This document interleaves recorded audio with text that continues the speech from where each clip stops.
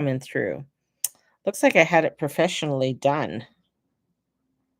Isn't that cool? Look at all those streaks of gray. Love it. Hmm. Yeah, I'm getting old. I'm getting old. Hello, hello, and welcome. Yeah, let's get into some. First of all, I want to talk about August. August, we have um, stepping into the August energies and the harvest of the heart. So, if you want to join me for the harvest of the heart for August, let me know. It's going to be a self-directed energy of working, and it's going to be working with a a lot of the energies that come in for August. And August is such a transformational month. I mean, the weather starts to change. We go from Leo energy to Virgo energy. And it's sort of not fall, but it is also one of the hottest months, usually, of the year. And this is when we start really bringing in the harvest. This is when we start bringing in the blackberries and the blueberries, and we start doing some of the canning. And I remember doing canning peaches and cherries and pears and oh, my mother used to can everything. Tomatoes. That's the other one, is doing a lot of tomatoes in that. I used to buy 100 pounds of tomatoes and can them. And I found that 100 pounds of tomatoes, you might think is a lot, but when you have a family of four, it's not, with four kids, because we use tomatoes in everything. So we found out, yeah, we have to do 200 pounds of tomatoes of canning. So, and plus I froze. I did a lot of freezer tomatoes. I love freezing tomatoes because it's when you pull them out, you just sort of squish them, and the skin comes right off of them. Absolutely fabulous. So, and you can, when you freeze them too, you can add different spices and stuff into the freezing if you want to, and that can enhance the flavor of your tomato as well. So, yeah, just a little FYI tip. But the harvest of the soul, the harvest of harvesting energy, is bringing in a time to ripen and reflect and look at how we are going forward. It's a turning point. This is where we must, looking at what we must be releasing, and the sacred integration. And plus, the other part too is that we are going to be going from, especially by the end of the summer, we are going to be getting into eclipse season. And this eclipse season is going to be another one that is sort of, off the charts. So we have a lot of energy that's still coming in, that's still off the charts, that's still a little bit cray cray, and bringing that energy forward for us. So if you're interested in joining me in doing the August event, let me know. It's $50, and there's meditations, rituals, and the whole gamut that Mama does. So if you're interested in that, we also have the Crone Wisdom that is going to be starting on September the 8th. And that's an 8-week program. And we are going to dive into a lot to do with stepping into the crone energy, the perimenopause, the menopause, the postmenopause, all of these different transitions that our body are going through, and how that works, how that aligns to the heavens, and how it aligns to the energies. So we have that's going to be starting too. But I'm going to switch it around. Oh, one more thing before I switch it around, because I got a few things that I want to go down a rabbit hole with, is um if you want to buy me a coffee, would be absolutely fabulous. So if anybody out there who wants to buy Mama a coffee, she'd love to go and do some shopping today and get some food in the house. Yes, that's a good thing. So buy me a coffee today would be absolutely a fantastic thing to do. So on that note, let's go down a crazy rabbit hole that I decided to go down. Now, there's a lot of people that are out there that we listen to, and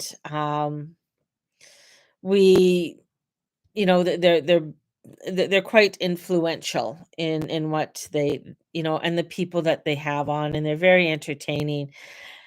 And I was just wondering, and this is, this is what happens. Like even with okay, person like lovely Candace Owen. I mean, I love some of the things she says. Some of the things I'm just like, um, and some of the rabbit holes that she goes down. And then there's Tucker Carlson is another one. I mean, he's been around for a long, long time.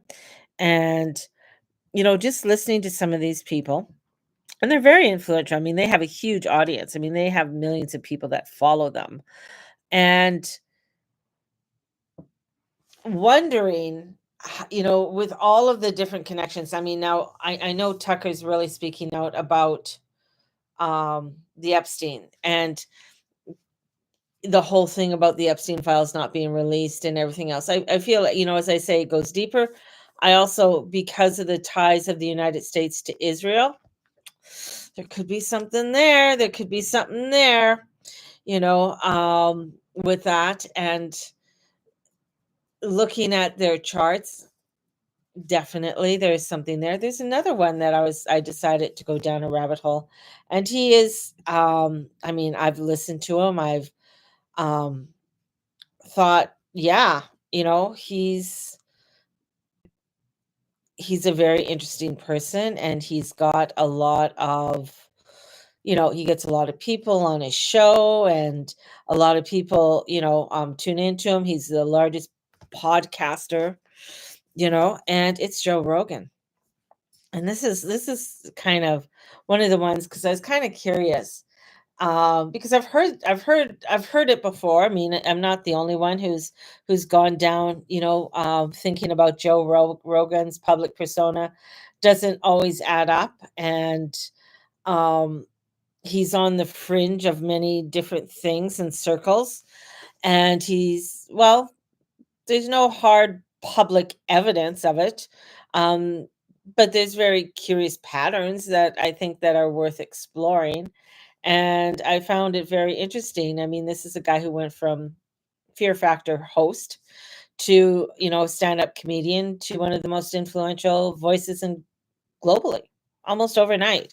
And I find that very interesting. And for me, I always want to know, well, how did people do that? How do you go from here to here? How do you go to build up your career to get to where you are, right?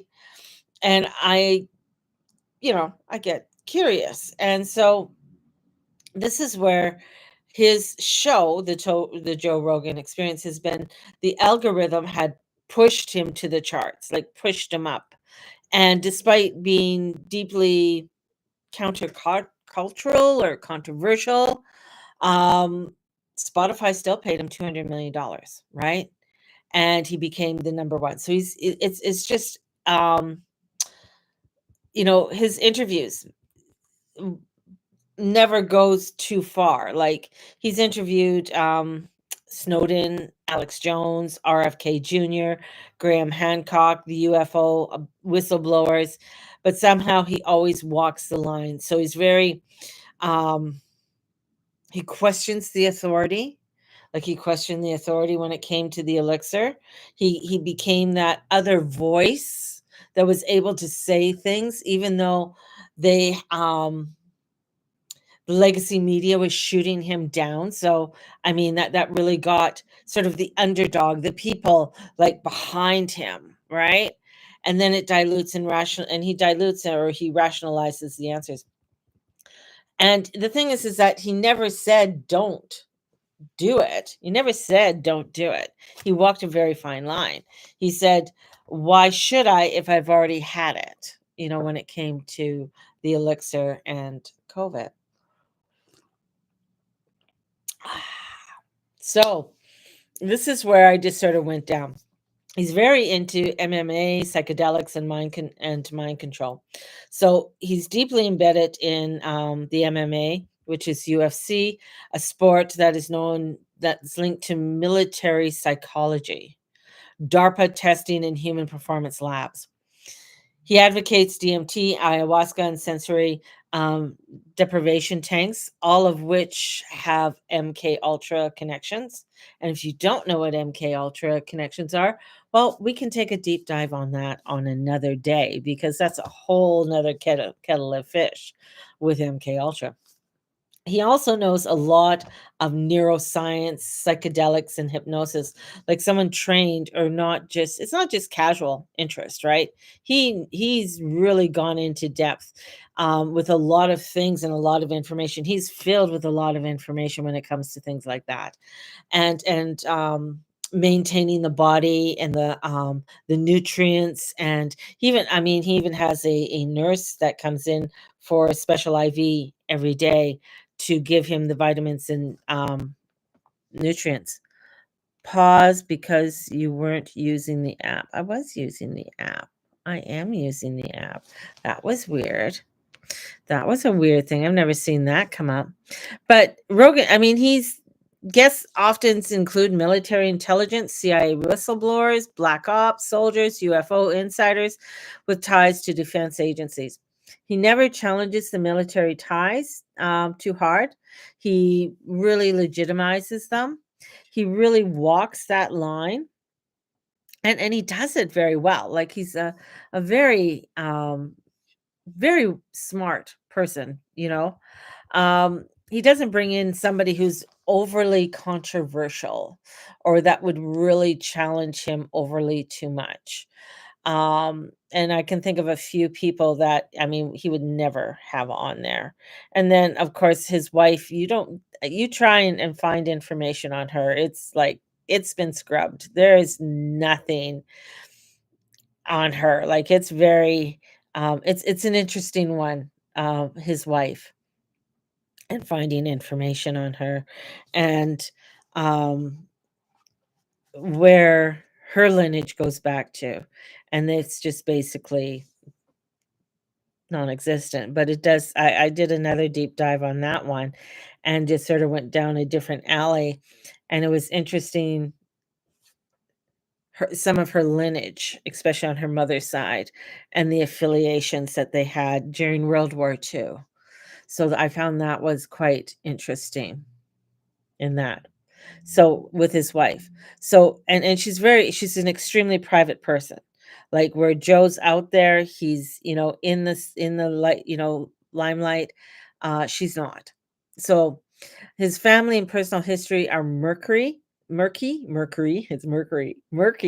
especially post 2008. So he's very diplomatic, neutrality, and I find he's never fully landing on one side. So is he? Is he? There is nothing there that can prove it. There's nothing there that can say about it. But the patterns are there, with it. And that's, not with many of good and bad that are out there. I mean, we can go back to Helter Skelter and everything with him because he was definitely where there's a lot of evidence with him being a CIA ops plant during the 60s and 70s, right?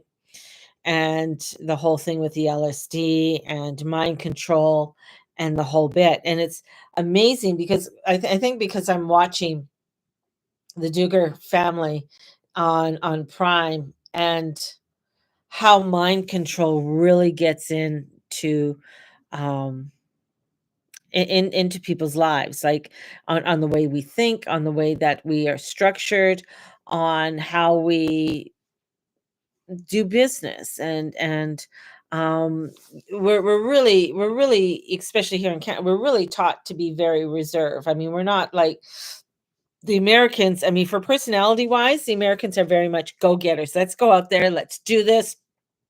I mean, it is people wonder why they are loud and outspoken. I mean, it's in their constitution. They were told that they have freedom of speech, that they're able that they, this is the land of milk and honey. You can go out there, make it, do it, work at it, you can be it. Canadians have, yeah, you can work at it, but be nice, don't overstep boundaries, don't push too hard, be nice, totally different kind of concept, but it's ingrained, right? So it's a form of propaganda as well. So I find it very interesting, when we look at things with mind control. You can go back to even in how you were raised. Like everything that everything that you've learned it up to age 9, right? So part of your personality, how you um, go out there and function as an adult, has a lot to do with what has happened between you from 0 to 9. And then you have the rest of your life to either try to um, undo all of that that you were taught. And if you went through a lot of say if you were part of a huge religious family, and that ideology that was placed upon you from such a young age in a belief system, it's very difficult to come out of that. It's very difficult to break away from that, because there's still a underlining kind of ties where it'll play on your guilt, it'll play, on your subconscious, on how you are to act and be. So stepping away from something like that can be very scary for many people. And that's why when they find something that says that it's going to give you freedom, and we're going to be doing all of this, and this is going to help you to grow and prosper. I mean, you see it within, I mean, I thought when because I didn't watch it that much, 19 and growing. Um I thought it was a Mormon. But it wasn't. They were an offshoot of the Baptist religion, of fundamentalist, of the Baptist religion. We see that not only with something like that with the fundamentalists, we see that within the Mormons, we see it within Islamic and many other different religions too. That it's that control, and controlling out of fear, controlling out of some way, right? Um, so I find it I just find that interesting in how the mind works. So going back to my little deep dive here, um of a lot of things, that of the patterns of with Joe. So I thought, for me, and this is what I did. I said, well, what about his natal chart? He's a Leo. He's a Leo. And I went, okay, that makes sense. That makes sense because he's out there. He wants to be out there. And he is really wanting be to be seen. I mean, Leos are the performers. They're the sun. They're shining. They want to shine. Now he's very charismatic. His moon is in Libra, so he has, he wants to bring. That's why people like to talk to him. He's got that personality. If anybody who knows a Libra, Libras are people go up and talk to them. They're personable. They have that sort of harmonic energy and connection, so people they feel comfortable in his presence, right? And his Leo is paired with Jupiter, his son, in the 10th house. So he wants to be in the public eye. This is a calling for him, to be in the public eye, definitely. And his ascendant is in Taurus, so it wants to ground stability, right? Stability, central essence. And then his MC is coming up to his career, all right, and in Aquarius. So marked by innovation. That's why his central circle, like he has a lot of people, he's got a lot of friends, but a lot of people that he knows, like this is his core, and then he has the other ones. But if you know an Aquarius, certain people are not going to affiliate with certain people, right? This is my core. This is who I want as my friends. This is who I want to have to be. Neither the two shall meet, right? So we have that's going on. With that conjunction about leadership, charisma, public success, he's got it. He's got that charisma. And his Saturn in Aries is discipline, self-reliance. This is a very masculine. Sometimes it's masculine insecurity, balanced by the Sun Jupiter trine. So his Mars is in Scorpio. That I found very interesting, because that's Mars in Scorpio is intense, right? It's in the 6th house. So it is intense. It wants to get out there. It has a passion for health and science. So you see that on his show. He brings in a lot to do with health, science. He has his own vitamin line. He has his own like whole health thing and the whole bit. Like he likes to work out. He really wants to be fit and healthy and the whole bit. So there's a passion there for it and for things like the martial arts. Psychological behavior is the natural spotlight in that magnetic with that Sun and Jupiter trine.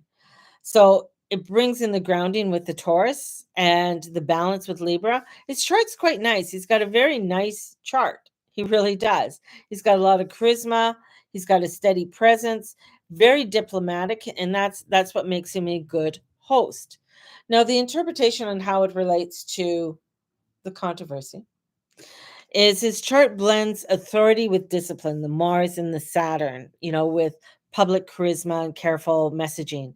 And he's gifted at exploring and controlling conversation, rarely diving so deep that he loses grip of the narrative, yet never superficial. So if you've ever watched his any of his shows, it is a conversation. Like, you're not just going in there for 15-20 minutes. It's an hour conversation. He's getting in depth and he's having a, a real relatable conversation with you. And it's really interesting how people, when they go in there, they let down their guard. It's quite interesting to watch how people just let down because they become relaxed.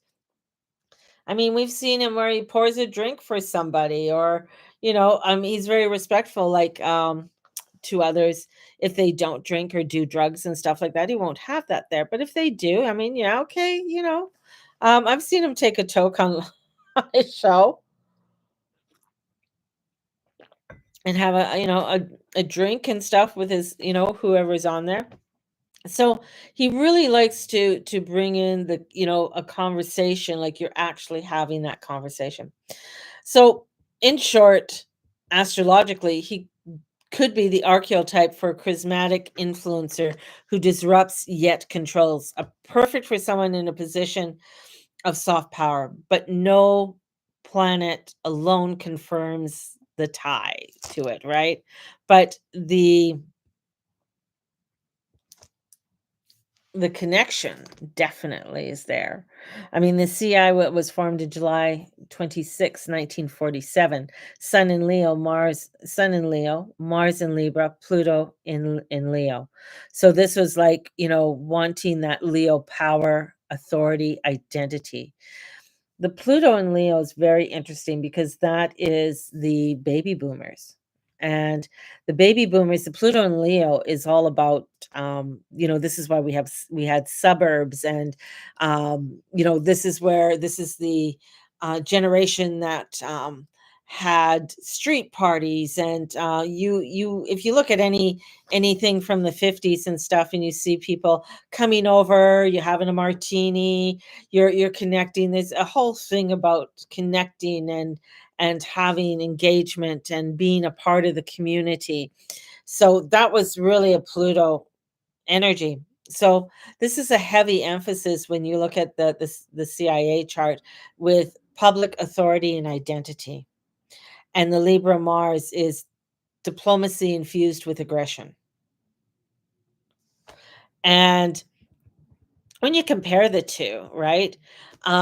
They share a Sun and Leo energy. Public sphere suggests the parallel themes of uh, um, promises and public influences. And this is where, with the Mars Saturn dynamics, it brings in Mars in Scorpio and Saturn in Aries. So the sixth house, so mirrors the martial arts and the discipline, the operational energies comparable to CIA, Mars in Libra, agency, relationships, and focused on Saturn structure.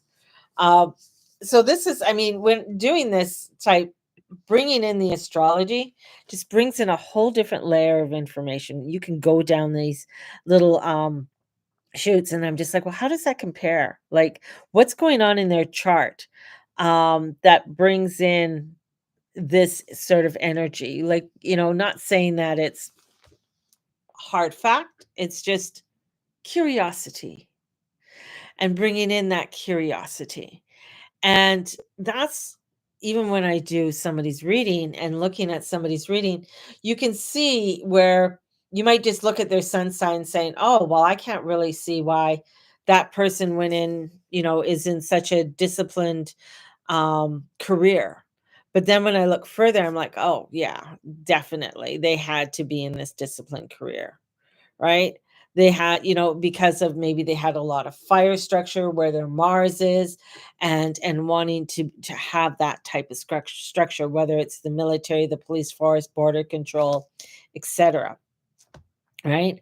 So when you look at different things when it comes to people's, charts, you can see where, oh, yeah, you are to be in the limelight. You are to be out there and speaking to people and really connecting others and seeing how they connect to other, connecting other people for doing things and bringing that essence, to their job, to their world, to their life, etc. So I find that extremely interesting. Right, the lunar Libra element, where Rogan's moon is in Libra, resonates with the CIA Mars Libra tie, pointing to a style that authoritative, yet appears balanced and diplomatic. So, Western astrology doesn't formally use dasha systems, like Vedic astrology, but suggests that Leo ruled periods in the chart often coincide with public elevation or power alignment.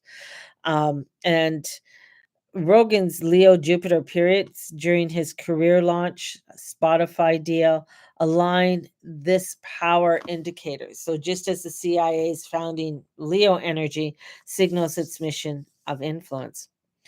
And the thing is, the CIA goes very deep, with even making films in Hollywood, right? And what films are allowed to be made and what films are not allowed to be made. What are you putting out into the public sphere? And in World War II, they took over Disney, so that all the cartoons and everything for the 40s were all, propaganda for, getting people to come together and Uncle Sam and, come and join the army. You're going to be seeing, a lot of movies, if you haven't seen them already, that's going to come in. You're going to hear a lot more talk about World War II and coming together. This is, although we're not going to be fighting a war like World War II, those wars totally, totally different. It's very much where you're going to have a lot more with drones, AI. I mean, you see those crazy robotic dogs, robotic, army dogs and stuff. You're going to start seeing more of that coming into with the army. Have you seen that robot that runs? That's running. You can have certain amount of commands that you can ask it and things like that. It's quite. I mean, you might look at it and you might think it's like kind of, it doesn't have the technology, but there's another um part of the AI of what they're creating is the sexual toys and stuff that they're creating for people, right? And the detailings and what do you want the person to look like, be, exact, how do you want that person to interact with you? I mean, recently they had a guy who asked his AI to marry him, and he's married, right? Like crazy. But it's really going on their emotional patterns, right? And submitting to those emotional patterns and drawing you in to it, right? And if it's not giving you like a controversy or where somebody will question you, right? Someone who won't, and it's also within the wording on how it plays on somebody, right? So when it's, giving you those endorphins. Yeah, you're doing a fabulous job. Yeah, that was a great idea. But have you looked at it this way? Like it knows how to manipulate and utilize the words in order for you to like engage with it even more. So quite interesting. And I find when somebody is trained in order to do that, even in LPN, Lero. Oh, hold on. Blah. Is it LPN? LPN or neuro-linguistic. It's neuro linguistic programming, LPN, and NLP, neuro linguistic programming. Now, if you don't know about neuro linguistic programming, it is a way of speaking, and it Tony Robbins uses it all the time, and it really gets people engaged. It gets you, thinking in a new way. What else uses neuro linguistic that is very a lot of people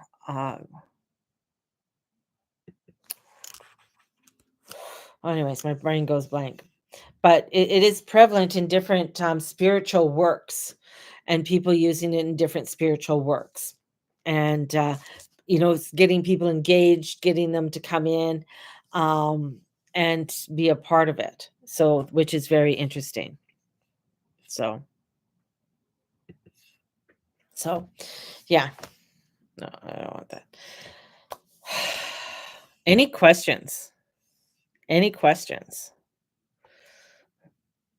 So as I'm going down this rabbit hole and I'm bringing you in different ways, right? Um, so okay.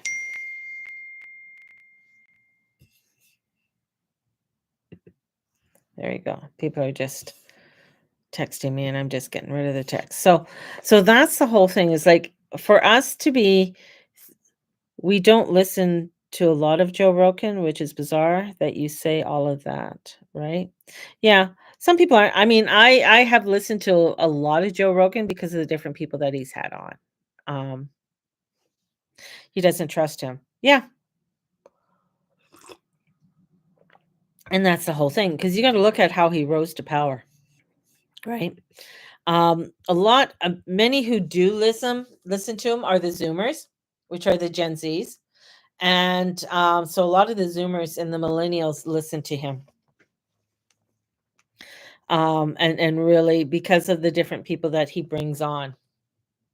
So and he brings in, and the thing is, when you bring in somebody like Snowden, or you bring in RFK Jr. and stuff like that. Those are people that are kind of controversial. And people are curious, so they will watch the programs. But the way that Joe does it and the way he interviews them is very interesting. So if you come in there with a critical mind, it's interesting as you come in with a critical mind. So that's the whole thing is that you come in with, questioning, why didn't you question this or do that? So the interpretive summary of the CIA founding chart and Joe Rogan's, I mean, they share the same theme of power and visibility. And that's that Leo authority and diplomatic aggression. So the persona balances assertiveness with negotiation and the structured idealistic image. So the projected persona blends with control and innovation and the timing of influences. So with the Leo transits aligning with the career milestones, the Leo emphasis, I mean, he may have been allegedly, a person who was like, hey, you'd be a good person. You did really well. I mean, the engagement of when he was doing his shows and his comedy, I mean, he was really coming like the Fear Factor. He took Fear Factor and it ended up doing extremely well, right? And same with his comedy. Like it was doing extremely well. And so I mean that's how they look. It's like, okay, what is his influences? Like he's been able to convince people to eat things and do things that, and that's what Fear Factor was all about. And so in seeing that type of influence, well, what can we do? Here we go. And the other thing too is that, let me be a patriarch, not a patriarch, patriotic to my country so that I'm able to help. Maybe this is going to be a way that I can help people. Never know. That's, a way of thinking that I can be in the limelight. I can be out there and I'm able to help people, in some obscure kind of way and thinking that. So, yeah.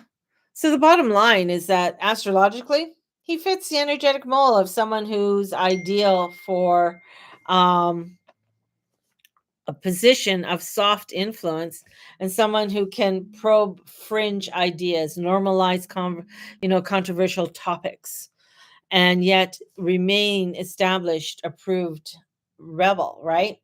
I mean, during the lockdown, I mean, he had that one doctor on that was really promoting everything to do with the elixir.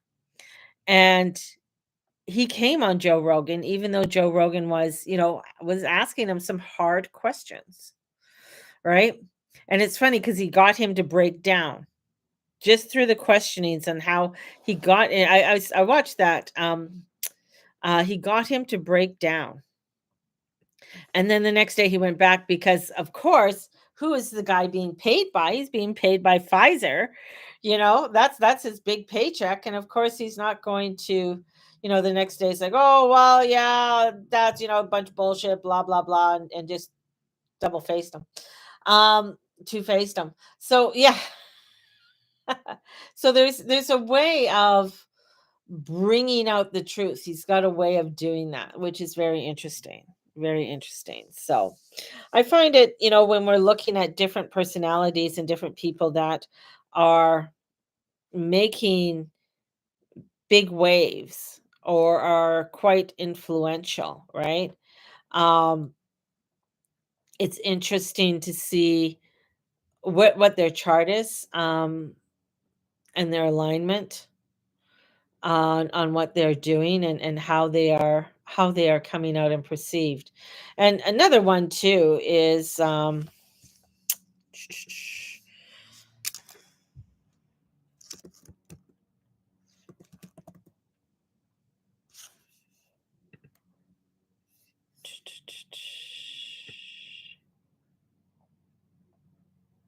Cruise. Tom Cruise is another one who's very, very interesting. Now he's in Scientology. He's very in Scientology. He's one of the top people in Scientology. Um, he's another interesting person, very influential. Of I have clients who have worked on different shows or movies, being either anyways, they've worked on sets with him, but when he walks on the set, people that he's on the set, like, it's like almost having royalty come onto the set, like a royal person. People like, and he's very kind and nice to everybody, you know, when he comes on and stuff, and but he's there to do his job, get do his job. And it's interesting, yeah, with his energy, with who he is and how he comes on. Now you get somebody who is who's been deemed crazy and out there, and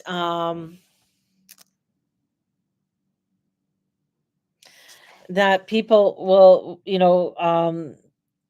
especially if the Hollywood and then everybody started to deem them as being crazy. Those are the people that you gotta look into further and say, okay, why are they deeming them crazy?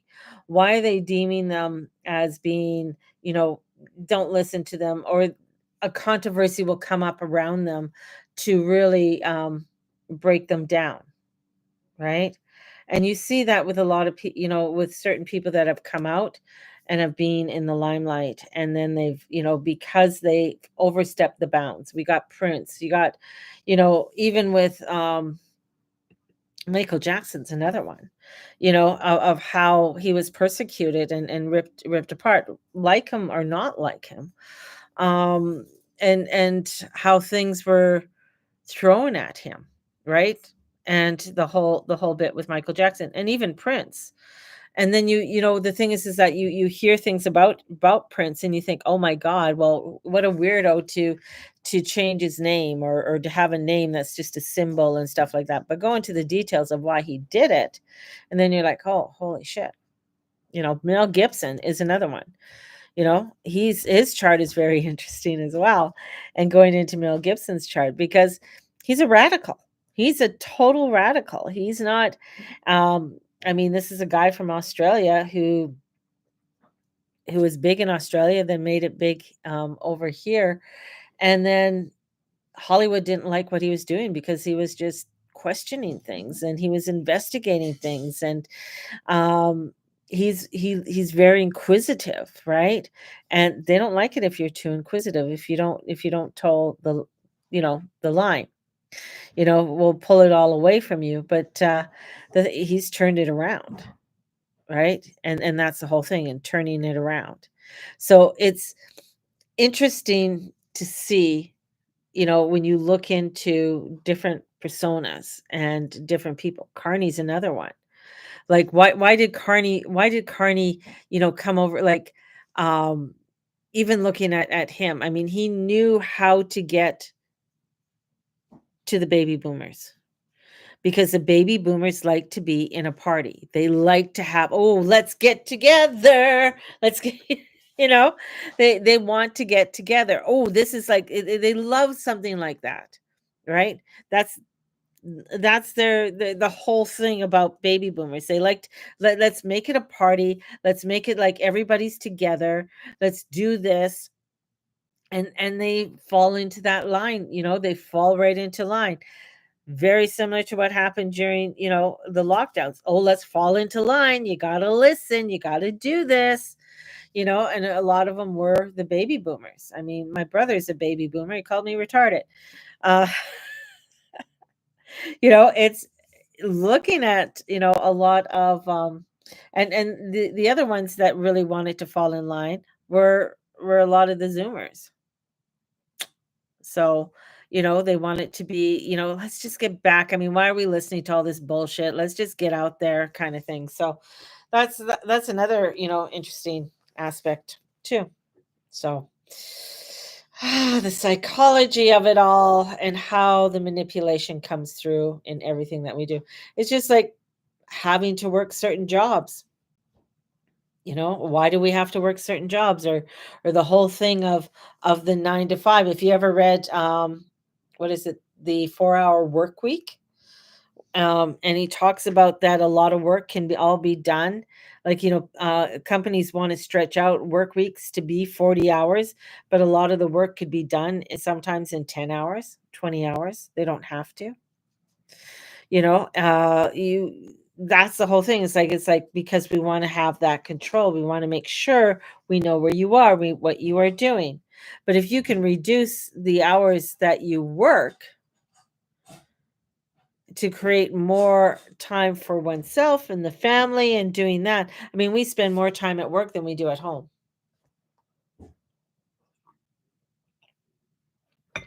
which is a crazy thing, which is a big thing that happened, especially within the feminist movement and when that feminist movement came in and the sexual revolution. So that's another rabbit hole we can go down. So there you go. Just wanted to bring you some rabbit holes of some of the things that I have been looking at, and we could call this Rabbit Hole Saturday. The Rabbit Hole Saturday. What rabbit hole do you want to go down? And if you have any questions and stuff, we can, you can ask. But if you're wanting to get a reading, definitely get a hold of me. If you're wanting to join me for August, come on in, join me for August. And want to buy me a coffee? That'd be absolutely fabulous. So may the Lord and Lady watch over and bless each and every one of you, and all you say and all you be and all you do. Have a blessed one, and watch out for those rabbit holes. Bye-bye.